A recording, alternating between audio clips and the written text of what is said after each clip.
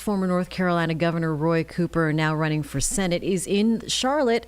He's at Archive Coffee Shops speaking on small businesses. Let's go ahead and listen in on Live Impact News. Thank you very much for spending some time with us today. One of the great things I got to do as governor, I often would go from town to town and visit small businesses in North Carolina because they really are the backbone of our economy.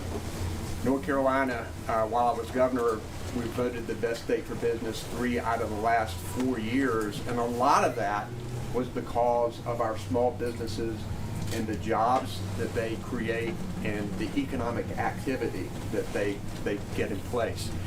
We also knew that healthcare, we just had a little discussion about healthcare and how premiums have gone up. We knew that not only did healthcare matter to everyday families, but also matter to our economy. And finally, after a number of years of trying, we were able to get a bipartisan coalition together and pass Medicaid expansion in North Carolina for 690,000 people and counting. And to be able to have health insurance, many of the people work for small businesses who cannot afford health insurance, and Medicaid expansion has helped many of these employees, and it's something that has helped our economy. I came to Charlotte to open up Medicaid expansion and gave the first health insurance card for Medicaid expansion to Penny here in Charlotte, and was able to visit with people, some of whom had never had health insurance in their entire lives. So I'm concerned about the chaos in Washington that Senator Warnock was alluding to that is going to trample on that success that we've had in North Carolina. You start off with these chaotic, indiscriminate tariffs that are being placed all across the world by this administration. You know who's paying it? This small business across North Carolina and this country, and their employees and the consumers.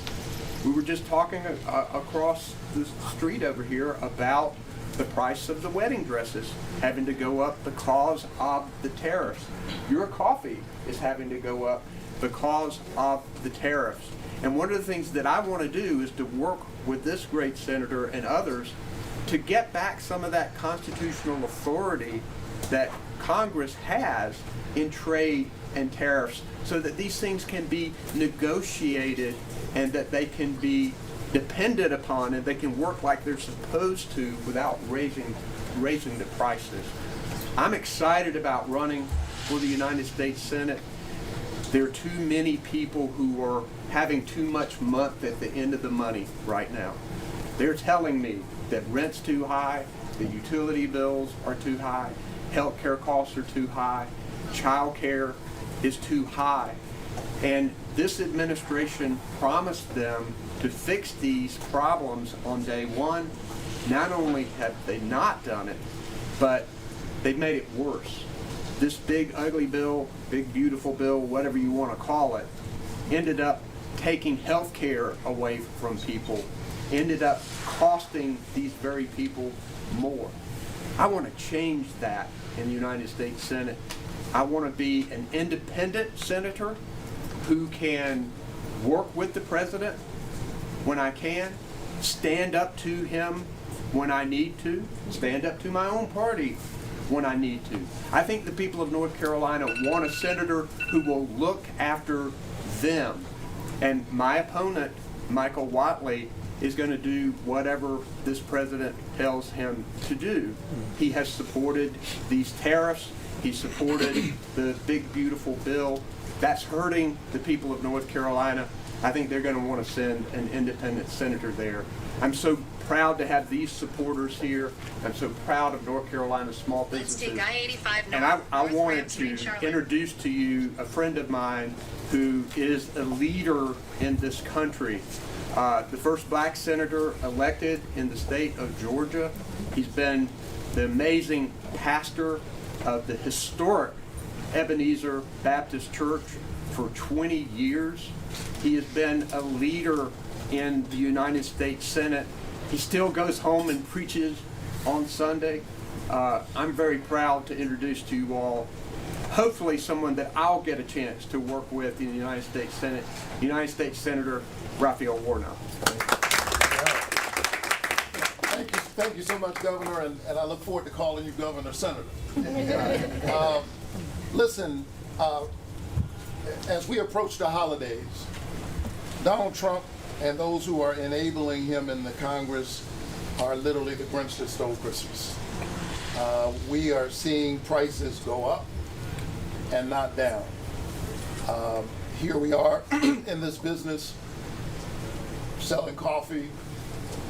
We don't grow coffee in the United States. And we don't have the conditions for growing coffee. And businesses, you know, require a lot of different things. You gotta get cups, a whole range of things to make this work. And these tariffs are a real strain and a burden on these businesses. And we ought to call tariffs what they are. They are a tax. They are a tax on everyday working people. And so Donald Trump has made a choice. He's decided that it's Elon Musk who needs a tax cut. That it's the billionaires in this country who need a tax cut. And he has literally raised taxes on everybody else. So you know who he's looking out for. He's looking out for the people you saw standing on that stage as he was being inaugurated. His base is literally the billionaires, even as he engages in this kind of populist talk. But here's the thing. For all the pain that we're feeling with these tariffs, you wouldn't know watching that trade and tariffs is in the purview of the Congress and not the executive branch. And the reason you don't know it is because Washington Republicans, my colleagues in the Senate, have literally decided to give their power away to the executive branch. If we had the majority, Congress could fix this right now, no matter what the president wants to do. The founders put this in the hands of the Congress, but they've made a decision, the party that's in the majority, to just hand that over. And so the road to fixing this is a majority that we could gain, and that road goes straight through North Carolina. We saw this big ugly bill did a lot of damage to this country. Literally, we're in this business, but we're seeing now nurses and social workers and LPNs, all of a sudden they're not professionals, so that they can't borrow the money that they need to get through school to lead in the ways that they ought to lead. 15 million people cut off of health care, premiums raised for 22 million. And literally, the health care premiums of the small business owner, like a lot of people, almost everybody's gone up. And so that's a drag on small businesses. If we had Roy Cooper in the Senate, he would very well be a part of a majority that could turn this around. And so it's really important that we stand up in a moment like this. They're trying to overwhelm us. Every single day, there's some crazy new announcement, some chaos coming out from this administration. They're trying to flood the zone.